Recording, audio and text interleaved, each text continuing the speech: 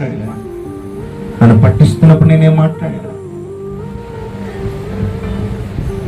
కాళ్ళు చేతులు మేకులు కొడుతున్నప్పుడు ఏం మాట్లాడా? తలకి మొలక రెండు పెట్టినప్పుడు నేనేం మాట్లాడలేము. అవును, వారు మాట్లాడుతున్నారు.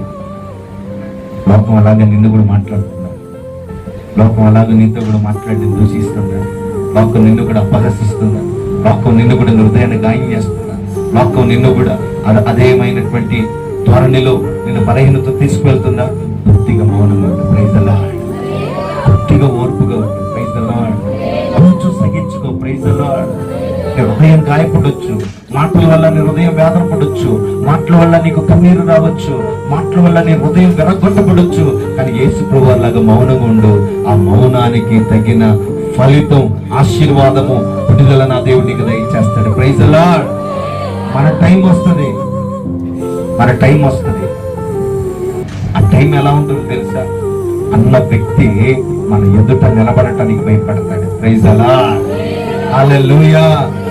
అందుకనే ఒక వ్యక్తి నన్ను అన్నాడు అంటే, ఒక వ్యక్తి నన్ను తిట్టాడు అంటే, ఒక వ్యక్తి నన్ను అపహసిస్తున్నాడు అంటే నేను పక్క తీర్చుకోవడానికి నేను ఇష్టపడను. నా దేవుని చేతికి